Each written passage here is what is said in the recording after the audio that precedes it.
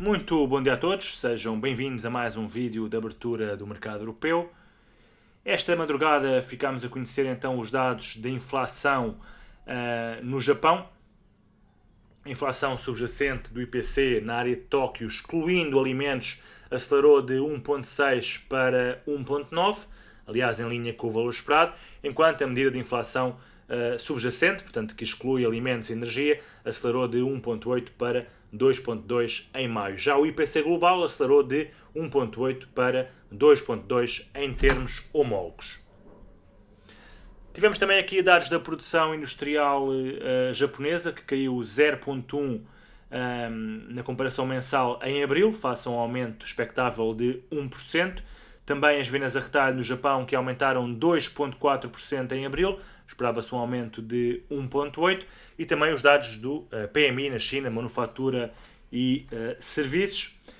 PMI de manufatura de indústria transformadora chinesa caiu então de 50,4 para 49,5 em maio, esperava-se uma queda, aliás, uma subida para os 50,5, enquanto o índice dos serviços caiu de 51,2 para 51,1, esperava-se um valor de 51,5, portanto, acima do valor registrado em abril. Portanto, foram maus dados para ambas as economias no que toca então à inflação e PMIs. Tivemos também aqui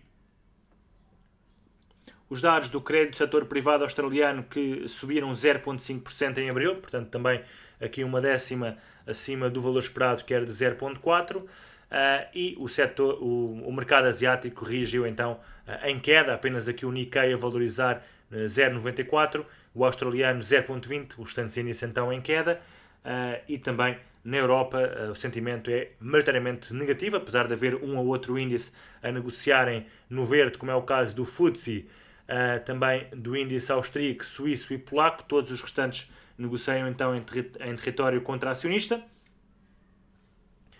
E nos Estados Unidos, para já, perspectiva-se também uma abertura em queda dos respectivos índices. Logan, da Fed, disse ontem que é demasiado cedo para pensar em cortes nas taxas e que a política pode não ser então tão restritiva como se pensa. Portanto, os níveis atuais de taxas poderão não ser tão restritivos como aquilo que seria necessário para fazer a inflação baixar até ao objetivo. É isto que quer dizer, e portanto abre a porta para novos cortes, novos aumentos na taxa de juros, e portanto o dólar deverá reagir em conformidade. Tivemos também aqui o petróleo, que no dia de hoje já esteve a valorizar, agora cai cerca de 0,30 aproximadamente.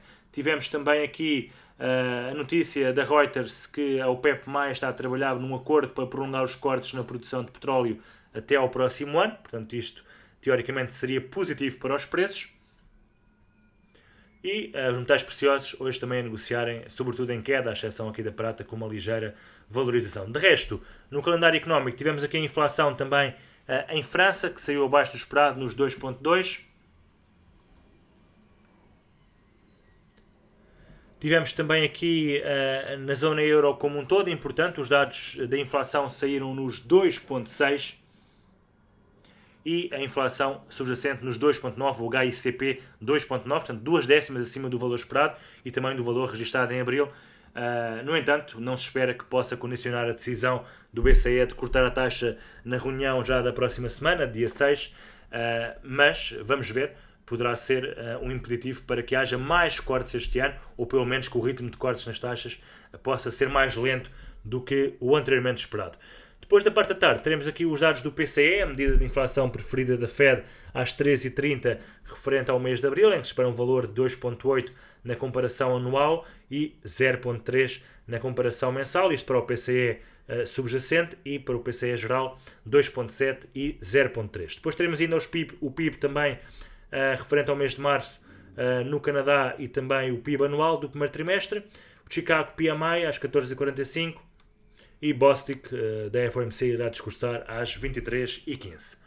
Olhando para os mercados, começando pelas commodities, o cacau reagiu então em baixo neste último máximo relativo de dia 30, portanto precisamente aqui há um mês atrás, reagiu aqui em baixo nos 9,470 praticamente, está a cair e portanto acredito que possa haver aqui uma correção um pouco mais pronunciada no cacau, que subiu muito nos últimos dias. Depois também aqui o café mantém para já o potencial de subida, está cada vez mais perto deste pico feito em abril deste ano, na zona dos 200 e quase 245 dólares, portanto tem ainda algum potencial para subir. O gás natural quebrou aqui esta zona de suporte intradiária dos 2,63, para já iniciou um movimento de queda que se poderá prolongar um pouco mais no tempo.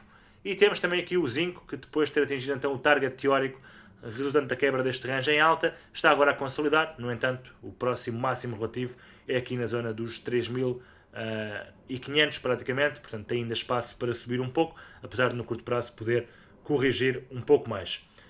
Nas agrícolas, temos então aqui o milho numa fase descendente para já, o trigo também a consolidar, a tendência para já deste fevereiro que tem vindo a ser de subida. E olhando ainda para o petróleo e para os metais preciosos, o petróleo esta manhã recuperou um pouco, agora está a cair outra vez. Vamos ver se virá outra vez de estar aqui mínimos nesta zona.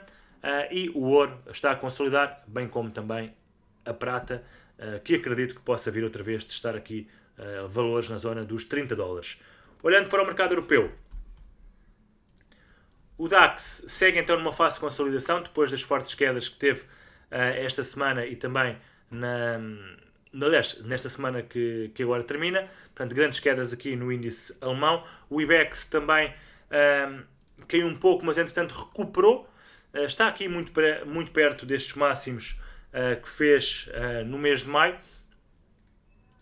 Continua bastante resiliente. O CAC atingiu então a zona aqui dos 7.910 que havíamos falado, como suporte de curto prazo. Se quebrar esta zona poderá acelerar ainda mais as quedas. O FTSE hoje também aqui a recuperar em alta. Também o Eurostock 50 a recuperar. SP500 também aqui a consolidar. A tendência é claramente de queda. Reparem, máximos e mínimos cada vez maiores. Portanto, acredito que possa continuar a cair.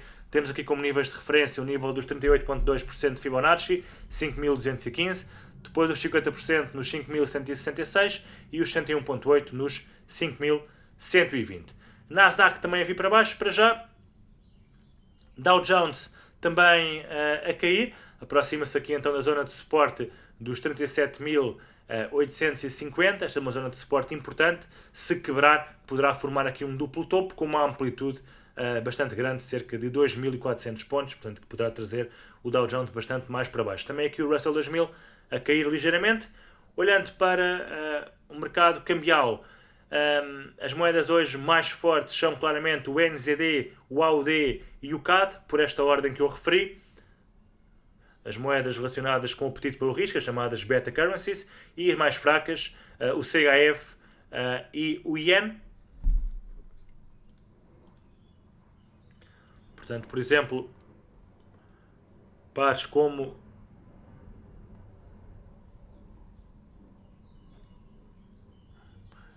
Euro CHF, por exemplo, dólar CHF são interessantes também, os pares com o CAD também, Euro CAD ou dólar CAD.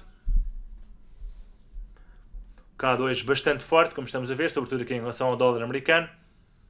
O dólar index, depois das declarações de ontem de Logan, recuperou um pouco, já está outra vez aqui a cair.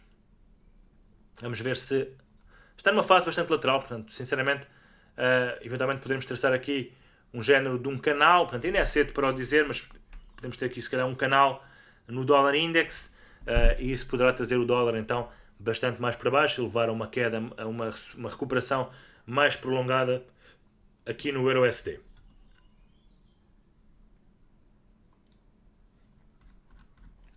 A Libra também tem-se vindo aqui a aguentar nos 1,2720. O Euro-Libra a reagir aqui outra vez no suporte. E temos então o AUD-USD, o NZD-USD bastante fortes. Portanto, a AUD e a NZD também muito fortes no dia de hoje. Olhando para o mercado de criptomoedas, o dia hoje é marcado sobretudo por quedas novamente. Bitcoin cai 0,67 para perto dos 68 mil dólares. Ficamos então por aqui. Da minha parte é tudo. Um bom fim de semana a todos, bons negócios. Voltamos então na próxima segunda-feira.